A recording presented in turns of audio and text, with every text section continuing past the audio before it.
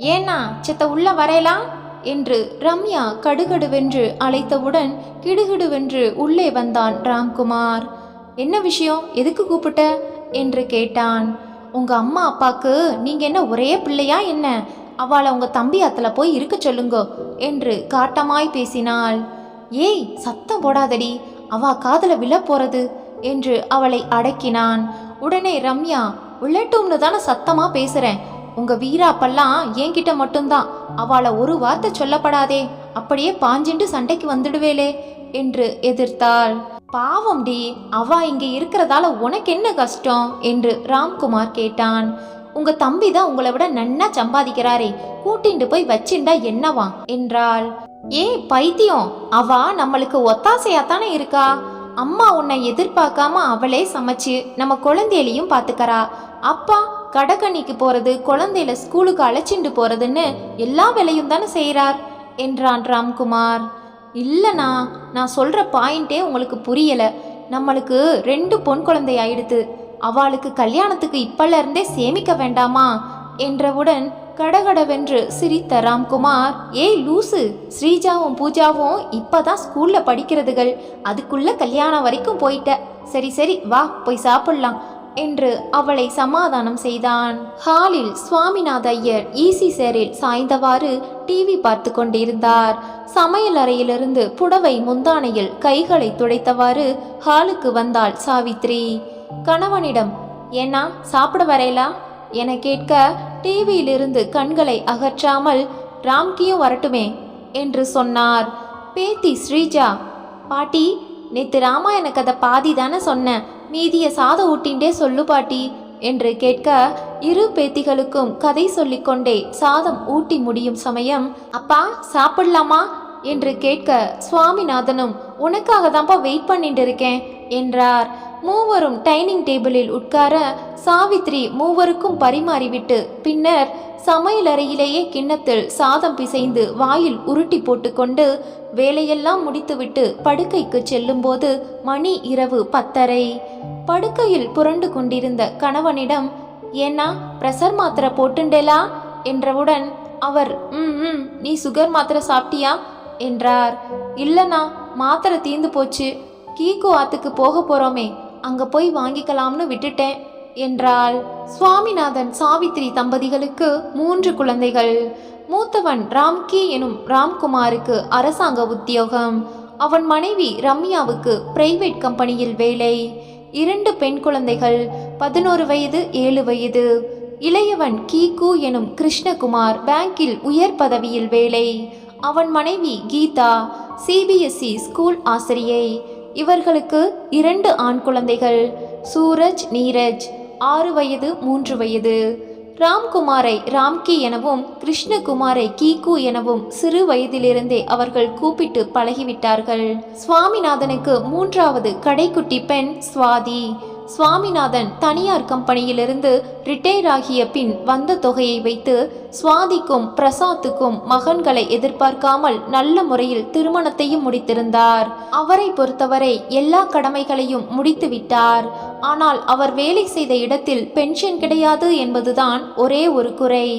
மற்றொரு கவலை, பெண்ணுக்கு திருமணமாகி 5 ஆண்டுகள் கடந்த பின்னும் இன்னும் குழந்தை பாக்கியம் இல்லை என்பதுதான். முதலில் 2 மகன்களும் ஒரே வீட்டில்தான் இருந்தனர். 4 ஆண்டுகளுக்கு ஒரு முறை கிருஷ்ணகுமாருக்கு வேறு ஊருக்கு டிரான்ஸ்ஃபர் ஆகி கொண்டே இருந்ததால் தற்போது சென்னையிலேயே வேறு வேறு இடத்தில் இருந்தனர்.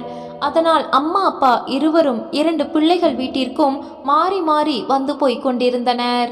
ரம்யா பேசியது அரசல் புரசலாக சாவித்திரியின் காதுகளில் விழுந்ததால் அடுத்த வாரம் போவதாக இருந்ததை மருந்து வாங்க வேண்டும் என்ற சாக்கில் மறுநாளே போக முடிவெடுத்தாள். காலை எழுந்தவுடன் பரபரவென்று வேலைகளை முடித்தாள்.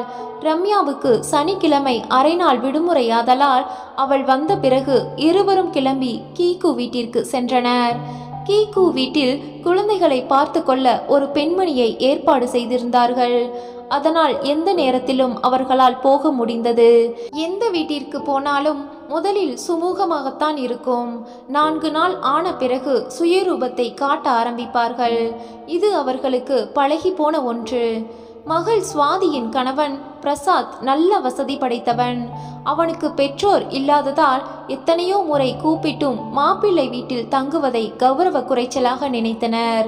கிருஷ்ணகுமார் வீட்டிற்கு போன பின் கீதா பள்ளியிலிருந்து வந்து இவர்களை பார்த்து, வாங்கோப்பா, எப்ப வந்தேன் என்று மாமனாரை விசாரித்துவிட்டு கிச்சனில் இருந்த மாமியாரிடம், அம்மா நீங்க வந்தாச்சு, இனிமே கவலை இல்லை என்று அவள் தலையில் ஐஸ் வைத்து இரவு சமையல் வேலையை வாங்கினாள்.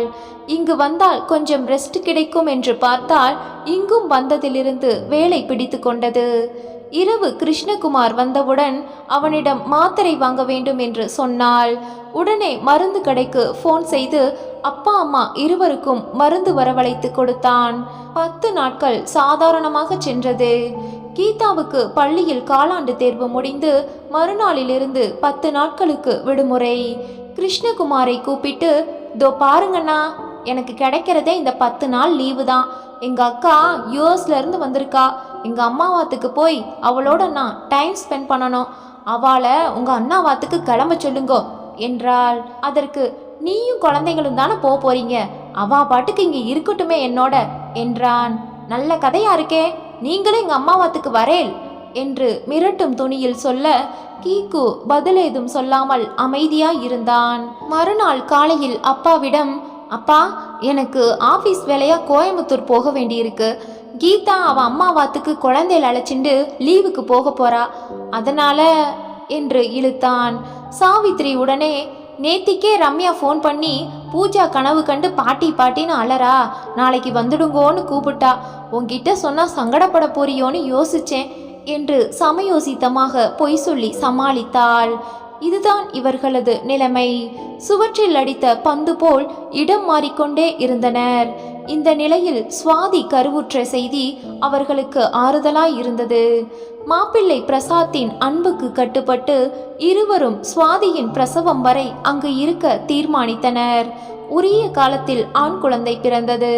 அதற்கு ஆதித்யா என்று பெயர் சூட்டினர். ராம்கியும் கீக்குவும் தங்கள் பெற்றோர் பெண் வீட்டில் தங்கி இருந்ததை கௌரவ குறைச்சலாக எண்ணினர். மருமகள் என்ன பேசினாலும் எப்படி நடந்து கொண்டாலும் மகன்கள் வீட்டில்தான் இருக்க வேண்டும் என்பதுதான் அவர்கள் வாதம். சுவாதியோ தன் வீட்டில் பெரியவர்கள் யாரும் இல்லாததால் அம்மா அப்பா தன்னுடன் இருக்க வேண்டும் என்று எதிர்பார்த்தாள். சுவாமிநாதன் எல்லோருமே சுயநலவாதியாகவும் காரியவாதியாகவும் இருப்பதை உணர்ந்தார். எந்த இடத்தில் இருந்தாலும் தானும் தன் மனைவியும் வேலை செய்தால்தான் சோறு என்ற நிலைமை. சுவாமிநாதன் மனைவியிடம், குழந்தையில எவ்வளோ கஷ்ட நஷ்டம் வந்தப்பவும் நாம தானே பராமரிச்சுட்டு வந்தோம், ஆனா இவெல்லாம் நம்மளை இங்கேயும் அங்கேயுமா அலக்கழிச்சு பந்தாடுறாளே என்று புலம்பினார். அதற்கு சாவித்ரி, நம்ம கையிலன்னு பணம் எதுவும் இல்லை, அதனால தான் நம்மளுக்கு இந்த கதி என்றாள். பேசாம நான் எங்கேயாவது வேலைக்கு போட்டுமா என்றார். என்னன்னா விளையாடுறேலா, 70 வயசாக போறது, இப்போ போய் வேலை அது இதுங்கிறேன் என்றாள். கை கால் நன்னா இருக்கிறப்பவே இப்படின்னா படுத்துண்டா நம்மளை யாரு பார்த்துப்பா சொல்லு என்றார் அவர். அதுவரை ஒரே இடத்தில் இருந்த இருவரும் வேறு வேறு காரணங்களால் தனித்தனியாக இருக்க நேரிட்டது.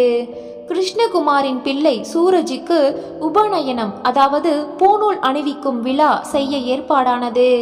சுமங்கலி பிரார்த்தனை, சமாராதனை, நாந்தி, பூனல் என்று பிராமண வீட்டு முறைப்படி எல்லா சுப காரியங்களும் இனிதே நடந்தேறியது.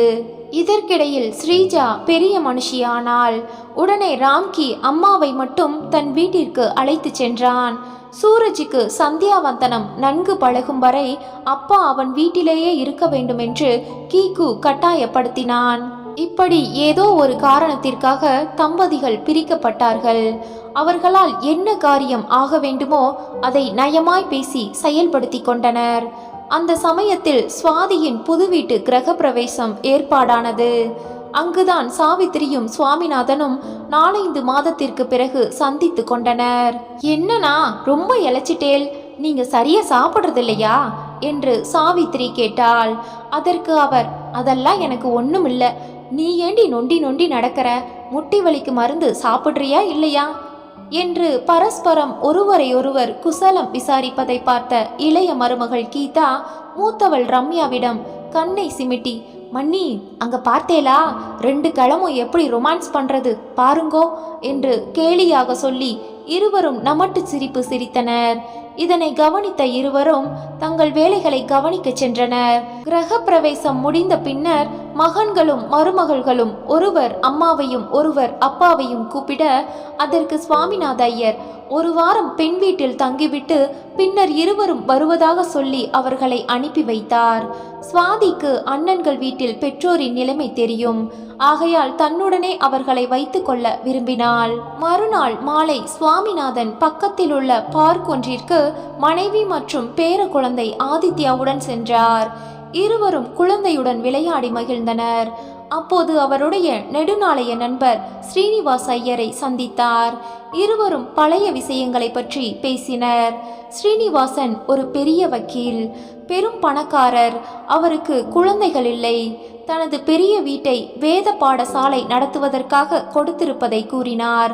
அதனை கவனித்து கொள்ளவும் வேத பாடசாலை குழந்தைகளுக்கு சமைத்து போடவும் ஒரு பெண்மணி தேவை என்றும் அவர்களுக்கு சம்பளமும் அங்கேயே தங்குமிடமும் கொடுப்பதாகவும் சொன்னார். யாராவது தகுந்த நபர் இருந்தால் தன்னை அணுகச் சொல்லி விசிட்டிங் கார்டை கொடுத்தார். உடனே தனது நிலைமையை விளக்கி தாங்கள் இருவரும் வர தயாராக இருப்பதாக சொன்னார் சுவாமிநாதன். இவர்கள் இருவரை பற்றி நன்றாக தெரியுமாதலால் ஸ்ரீனிவாசனுக்கு பரம திருப்தி. வரும் வாரத்திலேயே வேலையை ஏற்றுக்கொள்ளலாம் என்றவுடன் சுவாமிநாதனுக்கும் பரம சந்தோஷம்.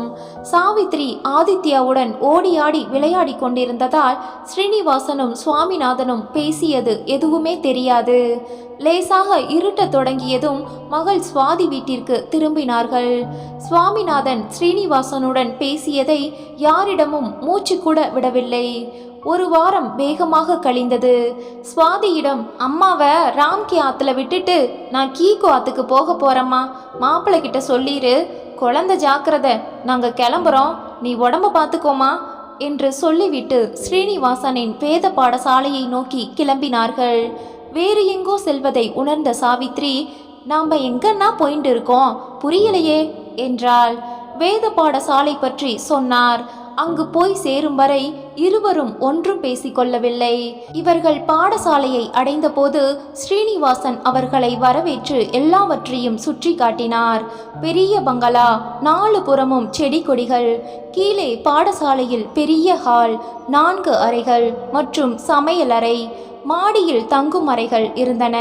6 சின்ன சின்ன குழந்தைகள், தலையில் சின்ன குடுமி, நெற்றியில் பட்டையாக விபூதி, கழுத்தில் ருத்ராட்சம், இடுப்பில் சிறிய வேஷ்டி சகிதமாக வேதம் படித்து கொண்டிருக்கும் அழகை பார்க்கவே கண்கொள்ளா காட்சியாய் இருந்தது. சாவித்ரி சுவாமிநாதன் தம்பதிக்கு அந்த சூழல் மிகவும் பிடித்து போயிற்று. அன்றே இருவரும் தங்கள் பணிகளை செய்ய தொடங்கினர். இரவு அவர்களுக்கு ஒதுக்கப்பட்ட இடத்தில் படுக்க பாயை விரித்து கொண்டே சாவித்ரி பேசினாள். நாம இங்க வந்ததை குழந்தைங்கள்ட்ட சொல்லவே இல்லையே, அவள்லாம் கவலைப்பட மாட்டாளா? என்னதான் கோவம் இருந்தாலும் நாம இங்க வந்ததை சொல்லாதது தப்பு இல்லையா என்றாள். அதற்கு அவர், எனக்கு யார் மேலேயும் கோபம் இல்லை, அவளை கஷ்டப்படுத்த வேண்டாம்னு தான் ஒதுங்கி வந்துட்டேன், அவ்வளோதான். நாளைக்கு காத்தால ஃபோன் பண்ணி சொல்லிடுறேன் என்ன என்றார். இருந்தாலும் அவள் மனதில் அவளது மகன்களை பற்றிய எண்ணமே ஓடிக்கொண்டிருந்தது. இதற்கிடையில் ராம்கியும் கீக்குவும் அம்மாவும் அப்பாவும் தங்கை வீட்டில் இருப்பதாக நினைத்திருந்தனர். சுவாதியோ அண்ணன் வீட்டிற்கு போயிருப்பார்கள் என்று நினைத்திருந்தாள். சுவாமிநாதன் காலை பொழுது விடிந்ததும் ராம்குமாருக்கும் கிருஷ்ணகுமாருக்கும் போன் செய்து விஷயத்தை கூறினார். தங்கள் தவறுகளை உணர்ந்த இருவரும் சிறிது நேரத்திற்கெல்லாம் பாடசாலைக்கு வந்துவிட்டனர். அப்பா, என்னதான் இருந்தாலும் நீங்க இந்த முடிவுக்கு வந்தது தப்பு, வாங்கோ ஆத்துக்கு போகலாம் என்றான் இளைய மகன் ராம்குமார். அதற்கு அவர், வேணாம்ப்பா, எங்களால் உங்களுக்கு கஷ்டம், 2 பேரும் ஒரே இடத்துல இருந்தா செலவுன்னு ஆளுக்கு ஒரு இடமா இருக்க வேண்டியிருக்கு.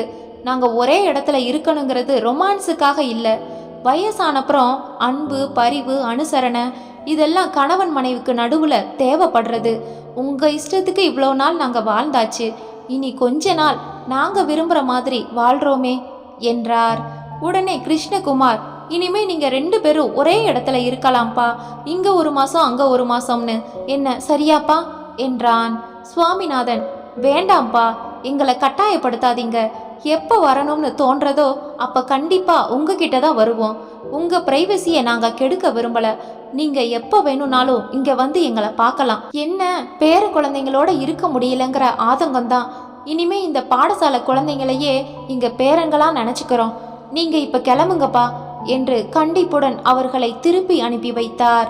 ராம்கியும் கீகுவும் முகத்தை தொங்க போட்டபடியே மனைவியிடம் என்ன சொல்லி சமாளிப்பது என்று யோசித்து கொண்டே அங்கிருந்து கிளம்பினர். பாடசாலை குழந்தைகளுடன் இவர்கள் இருவரும் புதிய அத்தியாயத்தை தொடங்கினார்கள்.